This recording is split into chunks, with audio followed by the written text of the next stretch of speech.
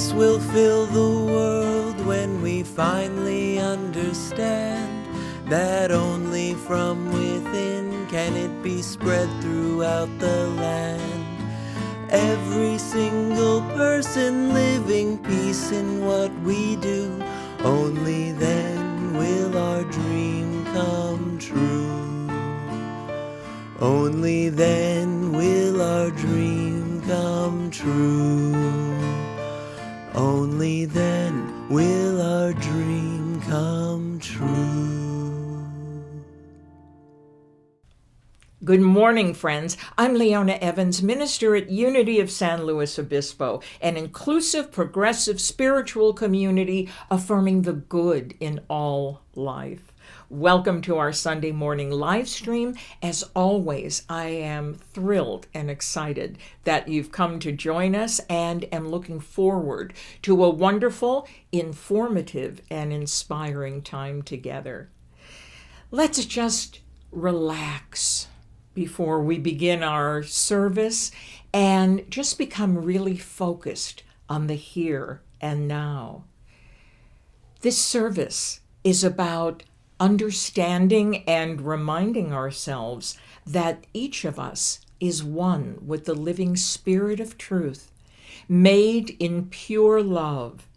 And our goal is not to become more spiritual, because in truth we are spiritual beings, but it's to become fully human. It's to recognize that we live in the world of the senses, but our true home is the realm of the absolute, the realm of spirit. And so we are, as I said, spiritual beings learning how to be fully human. And the way we do that is to embrace life, to honor the presence of God within us and within all others, and to find ways to learn about other cultures, to practice forgiveness, to hone our self-esteem and our inner relationship with the Lord of our being, and to find ways to be of service to humanity. So, take a big deep breath, relax, and feel your muscles just becoming still, become comfortable where you are. Lay aside any extraneous thoughts and affirm with me, I am now open and receptive to the living Spirit of truth. Once again, I am now open and receptive to the living Spirit of truth. And so it is. Amen. Let's begin our service with a wonderful joy song from Matthew J. Evans. Good morning. Today we're going to sing On This Lovely Day. Please sing along with the lyrics in the bottom of the screen.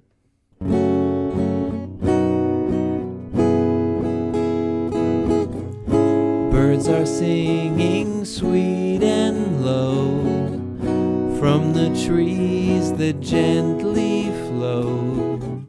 Soft and soothing breezes blow on this lovely day.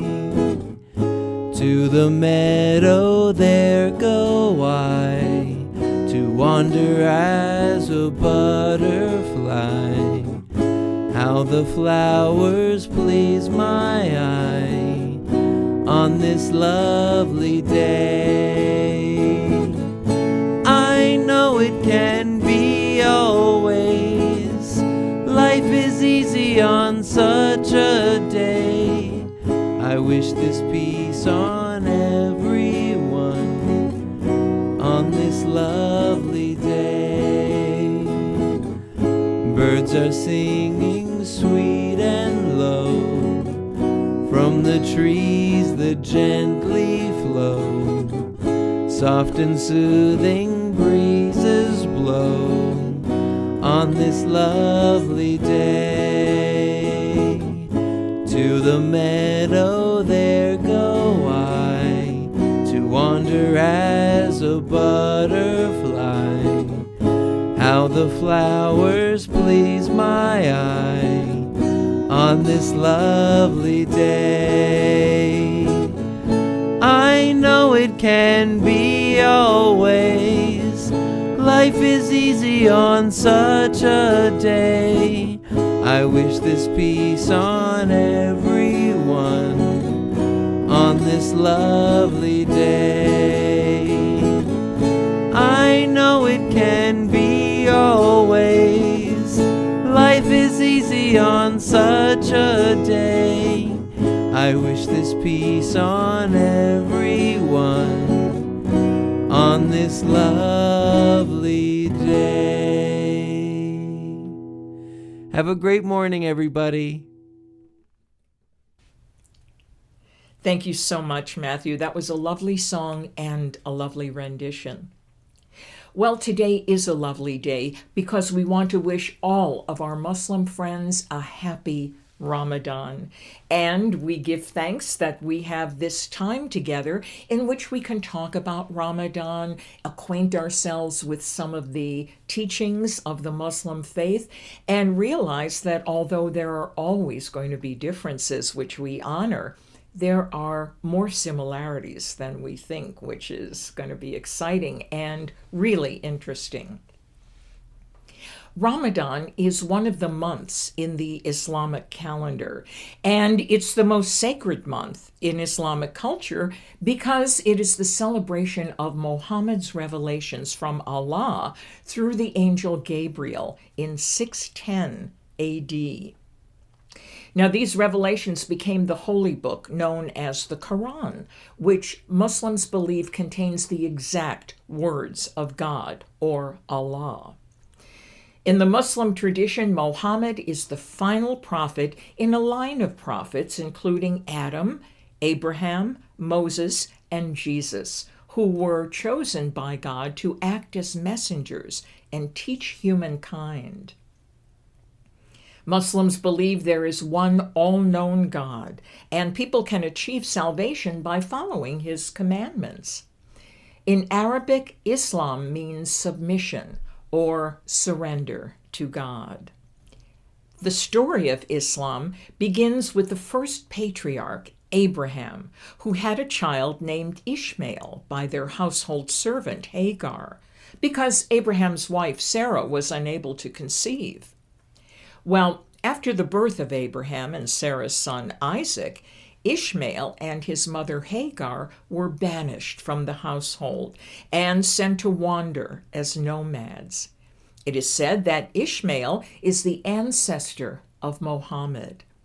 And so we see that both Islam and Judaism share the common ancestry of Abraham, and both religions lay claim to the land that God promised Abraham's descendants in the book of Genesis.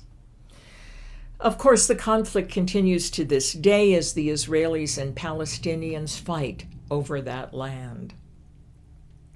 Well, I believe it's important to know as much as we can about Islam. It's the second largest world religion after Christianity, and because there's so much negativity in relation to terrorism and the way Muslims are labeled, we need to really understand much more about what the far greater majority believes. The fact is, the vast majority of Muslims do not in any way support terrorism, and they're frequently victims of violence themselves. A number of surveys have been taken and found that in countries with high Muslim population, the majority have overwhelmingly negative views of terrorist groups. And so, we're going to break for a moment and hear some wonderful music from Brett Mitchell and Matthew J. Evans. And then we'll come back and talk about the 5 pillars of Islam and see how believing in one presence and one power, one God, brings us closer together, no matter what name we call it. Here's one of my favorite tunes from the 1970s. Lyrics by Norman Gimbel, music by Charles Fox, and the fellow who had the big hit with it was Jim Croce. 1, 2, 1, 2, 3, 4.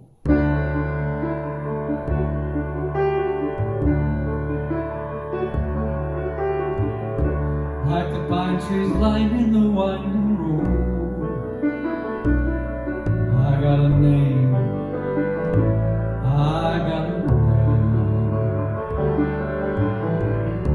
Like the singing bird and the croaking toad, I got a name, I got a name. And I carry it with me like my daddy did, but I'm living the dream he kept hid. Moving me down the highway, rolling me down the highway, moving ahead so life won't pass me by.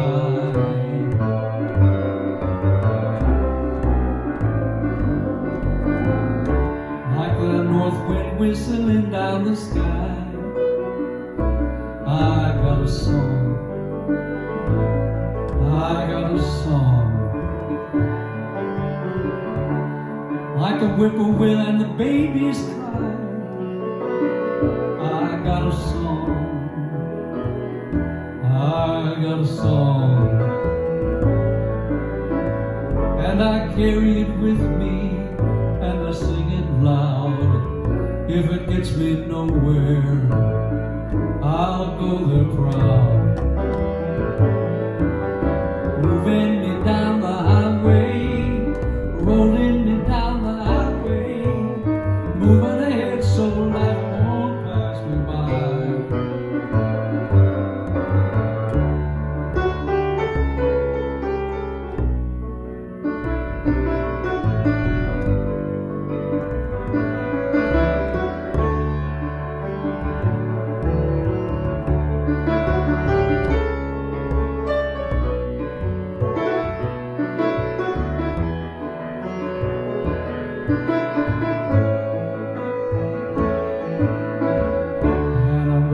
Go there free, like the man I am and I'll always be. I got a dream, I got a dream. They can change their minds, but they can't change me. I got a dream, I got a dream. Oh, I know I could share it if you want me to. If you're going my way, I'll go with you. Moving me down the highway, rolling me down the highway, moving ahead so life won't pass me by. Moving me down the highway, rolling me down the highway, moving ahead so life won't pass me by.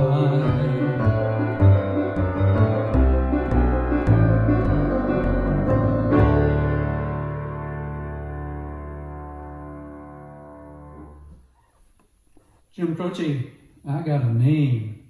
Still one of my favorites. Thank you so much, Brett Mitchell and Matthew J. Evans. What a wonderful song. I remember singing it myself back in the day. And it's such a powerful realization that each of us does have a unique name, a name that calls forth the divine powers that are within us, a name, an identity, which we in Unity and New Thought call the divine I am. I am light, I am life, I am love. And most importantly for today's lesson, I am also aware that this divine presence of God by any other name indwells each of us, no matter what our culture, what our background, what our geographic location, what our lifestyle, or what our skin color is. God is, and I am. And when we honor the fact that we have a name and that our name is the divine I am, we become free to travel our own path. Of course, there will always be communities of people with us as we travel, but we choose that path, not because we don't think we deserve any better, or because we wish we were someone else and try to travel their path, not because it's the only path available to us for whatever reason. We choose the path of our name because we know who we are, expressions of spirit. We know that our nature is good. We know that the Spirit, the living Spirit of truth, is the creator and sustainer of all life and has no polar opposite. Our nature is good. We have a name. And one of our goals by understanding our own name is being able to honor the name of others. Now, there are 5 pillars of Islam, which are the foundational beliefs of Muslims. Number 1, Shahada, which says there is no God but Allah, and Muhammad is the messenger. And so this is a statement of monotheism. There's no God but God, Allah, and Muhammad is the messenger. So there isn't God and Allah. Allah is the name of the one presence and the one power. Muhammad is a messenger. He's not a savior. God in this tradition has no relatives, as it were, no son that he sends down, but a messenger, a prophet. Number 2, prayer. Muslims pray 5 times a day. And as convenient as this might sound, this is a really, really important principle, because how easy is it for us to stray from the teachings, to stray from the realm of the absolute while dealing with all these relative 5 sense issues that can cloud our perception and create insecurity and unrest and fear and anger within us. When we pray, we are reminded to go back to basics. God is, I am. And so praying 5 times a day is, I think, a really good idea. For us, we might not have to leave where we are, but it's always a good idea to remove ourselves from our current situation just for a moment, to have a centering prayer. The third belief is zakat, which is charitable giving. Charity is a staple, and it is found to be a really, really important principle of religions of the East for thousands of years. Charitable giving has been one of the top principles to practice. Not only does it help us relate to one another through empathy and compassion, but it allows us to receive gratefully. The next principle is fasting. Fasting, again, is a time of letting go of other things, of things that might confuse us or get in our way, and purify our thoughts as well as our body in thoughts only of spirit. Now, the 5th pillar is pilgrimage, which is making a trip to the city of Mecca at least once in the lifetime of a Muslim. If they're physically and financially able, they do make that trip and look forward to it as an incredible time to realign with their tradition, with their ancestors. Now, Ramadan is the 9th month of the 12-month Islamic calendar, which is a lunar calendar based on the phases of the moon. This is why Ramadan starts on a different date each year, and over time, the month of Ramadan passes through all of the seasons. Ramadan is a time to practice self-restraint and self-reflection. During Ramadan, Muslims fast from dawn to dusk each day. They're supposed to avoid eating, drinking, smoking, and sexual activity, as well as unkind or impure thoughts, words, or actions. Fasting is seen as a way to cleanse the soul and have empathy for those who are hungry and less fortunate.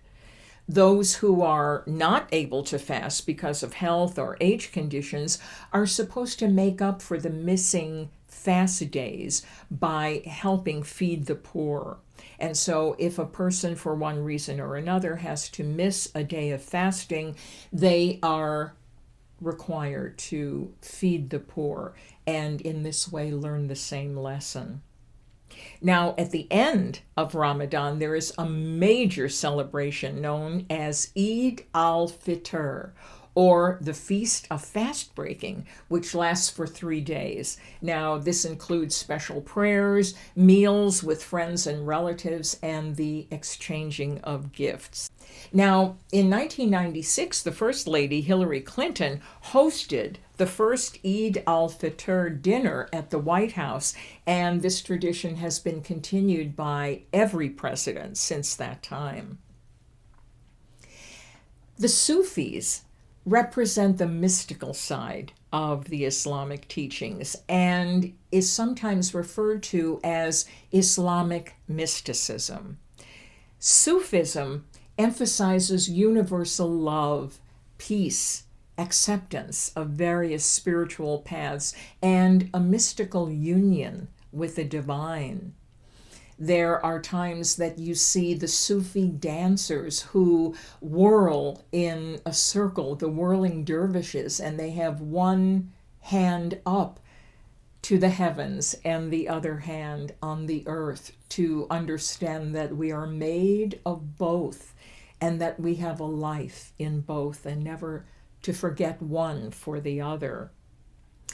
Mysticism has run alongside traditional religion for thousands and thousands of years. And of course, it hasn't been popular with the masses because it requires a great deal of abstract thinking and understanding, metaphysical or metaphorical thinking, to really grasp the concepts of one God, many expressions.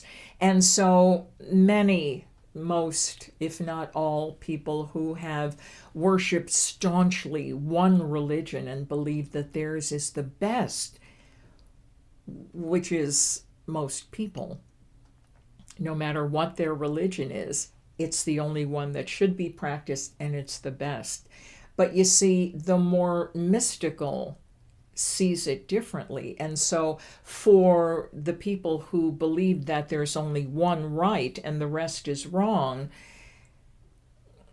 that has served to alienate us from one another, to separate us from one another, to think in terms of win-lose, superior, inferior, protecting ourselves, having to make sure that nobody converts us or gives us bad teachings that could make us forget who we are and what our true religion is. You see, the mystics have gone alongside every tradition and have affirmed the oneness of all creation, the fact that we're all brothers and sisters, the fact that the earth is a part of creation, and the fact that each of us is not sinful by nature, but good by nature.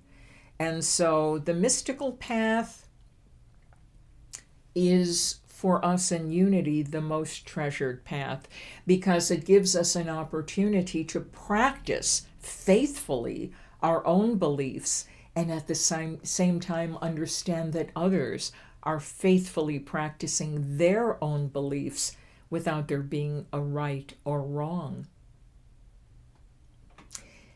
So, There are some wonderful quotes that are from the Quran, from the Muslim teachings, and I'd like to share a few of them with you because I think we'll see the amazing similarities in any sacred text.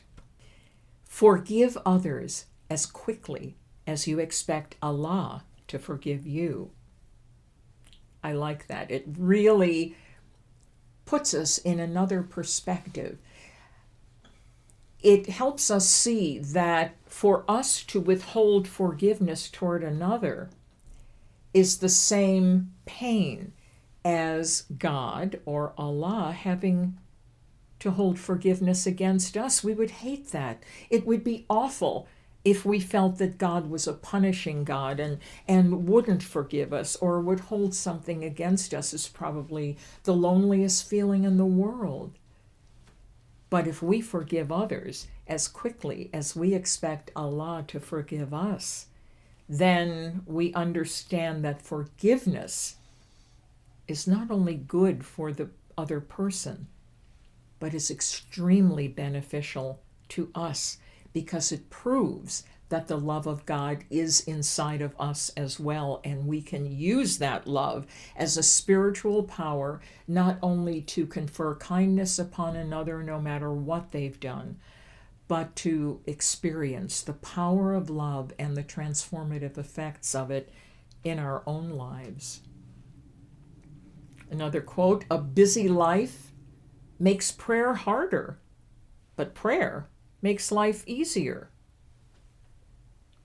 There you go.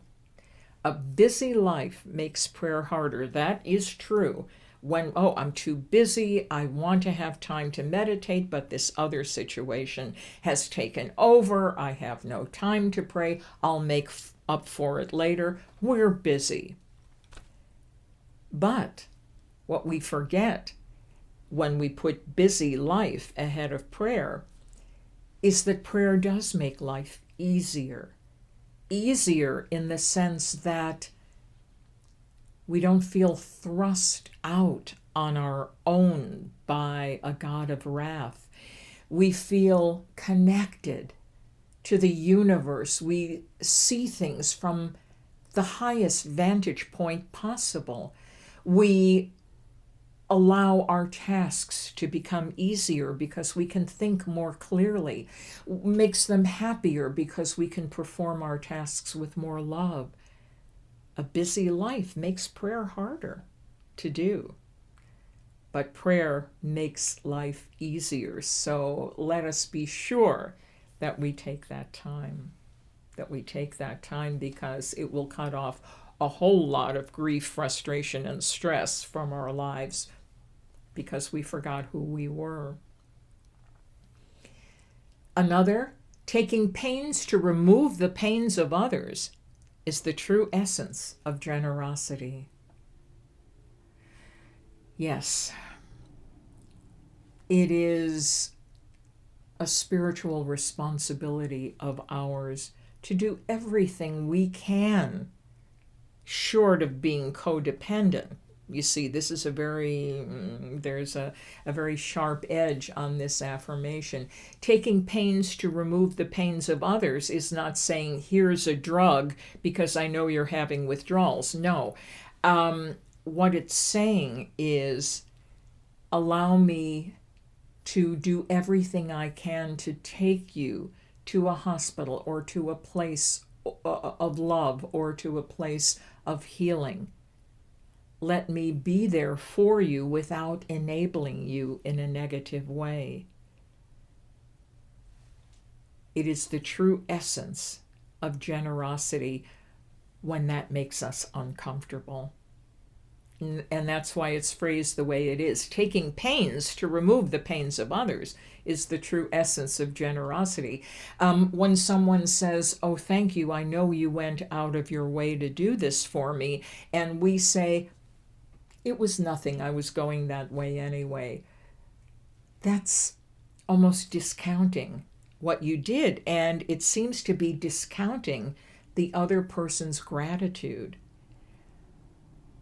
But if the other person acknowledges that you went out of your way and that you made some sort of effort that was pretty strong to remove the pain of someone else, and to be able to accept that and acknowledge it, it makes the person for whom you did the work feel more important, and it honors what you did. Yes, it did hurt to make this effort. I did have to walk 5 miles out of my way. I did do something. I did paint the house of someone who couldn't do it themselves. Yes, there was pain along with that. But it was done in the highest sense of spiritual sacrifice. And when someone's grateful for that, let us also honor and acknowledge what we did and why it was important to do it.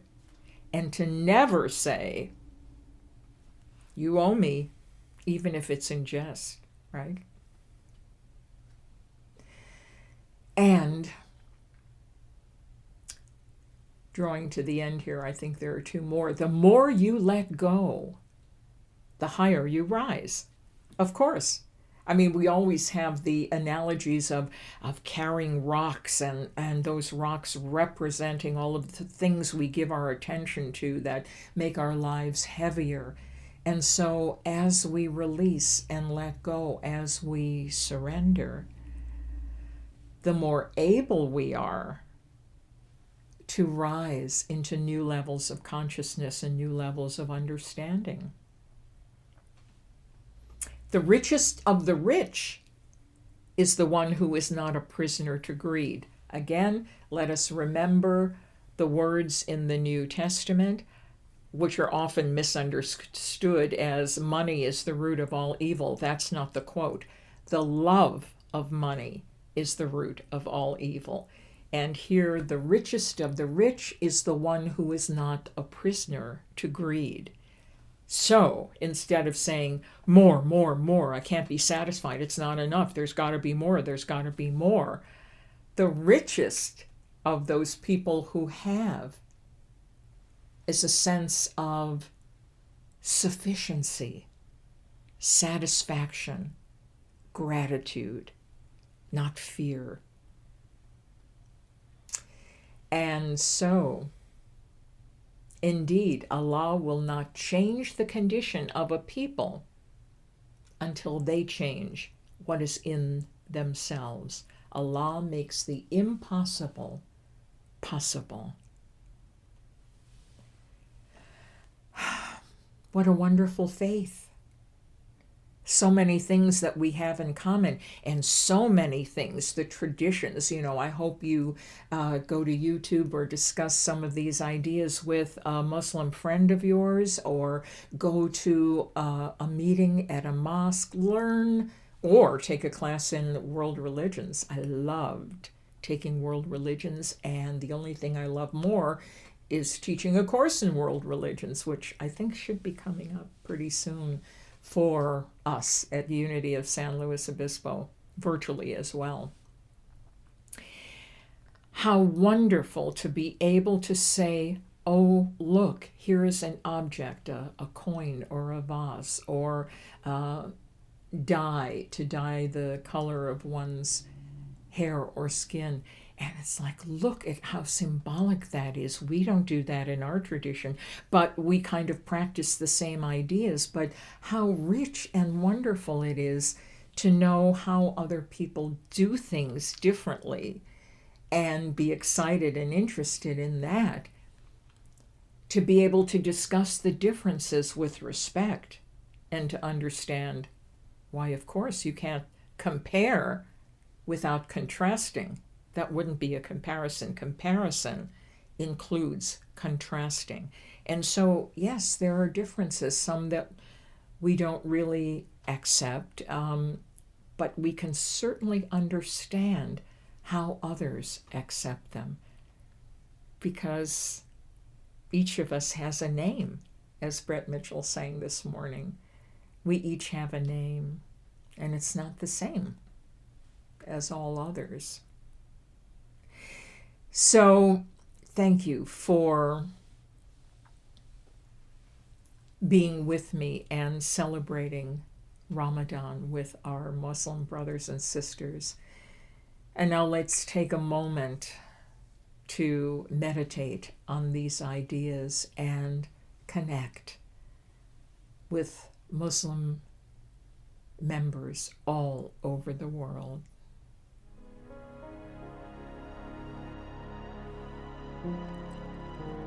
Breathe deeply now and relax. Let's take this time to integrate the information we have heard, to meditate, to lift our consciousness to a higher state of awareness.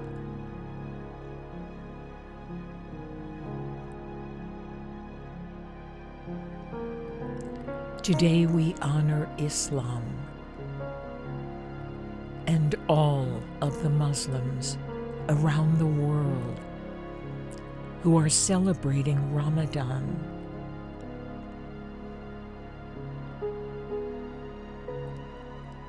And we also look into our own hearts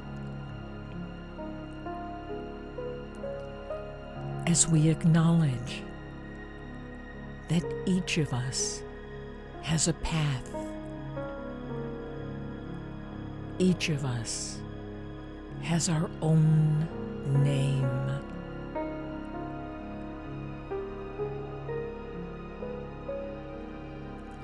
And we, as a world community, accept one another, bless one another, give thanks for one another and our unique and powerful traditions.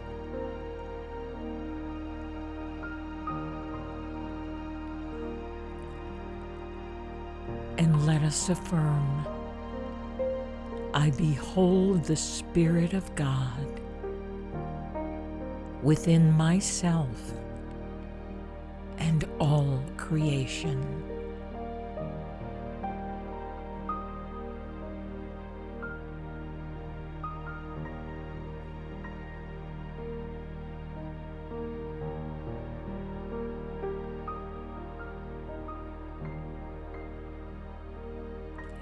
And in beauty, light, and love, we give thanks.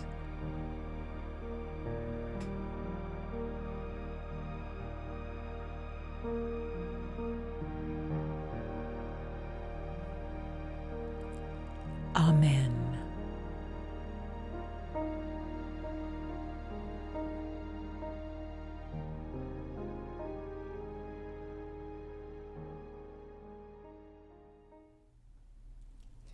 It's time now in our service to bless our tithes and offerings. Unity of San Luis Obispo is supported entirely by your gifts and your generosity. And so we thank you for supporting our organization so richly, because we have an opportunity not only to keep our work going, but to use a portion of our tithes to support human rights and the safety and security of our blessed planet Earth.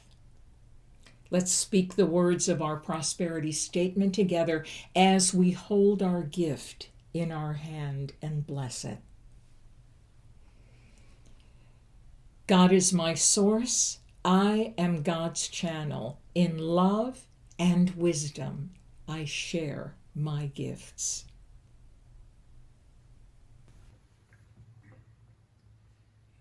Here's a tune I wrote that we put on my wife Julia's CD, Where Innocence Can Live.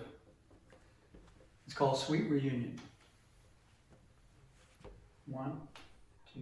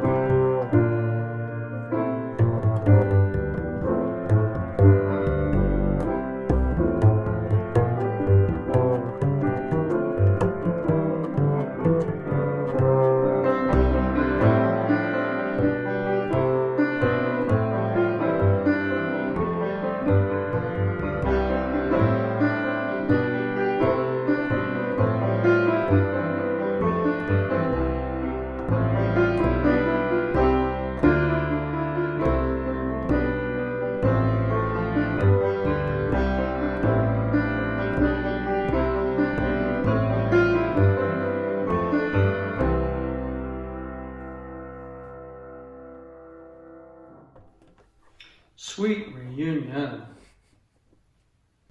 Grateful thanks once again to Brett Mitchell and Matthew J. Evans. The beautiful original song by Brett Mitchell, Sweet Reunion, is something that will live in our hearts and lift and inspire us. So thank you so much. Let's sing our peace song, shall we?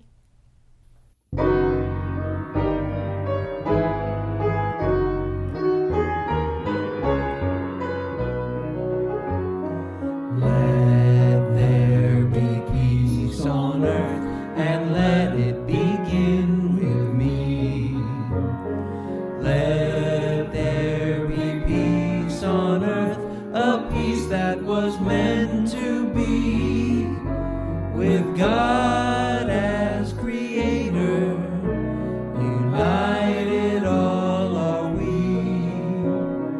Let us walk with each other in perfect harmony. Let peace begin with me. Let this be the moment now. With every breath I take, let this be my joyful vow. To take each moment and live each moment in peace eternally. Let there be peace on earth, and let it begin with me. And let's speak the words of our prayer for protection together. The light of God surrounds us, the love of God enfolds us, the power of God protects us, the presence of God watches over us. Wherever we are, God is. If you enjoyed this service, please press the like button and share it with your friends. There is nothing as powerful as a positive message to lift and soothe the lives of others. And please remember to tune in to our Get Off Your Affirmation podcast. There are so many wonderful opportunities to learn and to listen to powerful conversations between myself and my co-host, my son Matthew J. Evans. Have a wonderful week. You deserve it. Every single person living peace in what we do. Only then will our dream come true. Only then will our dream come true. Only then will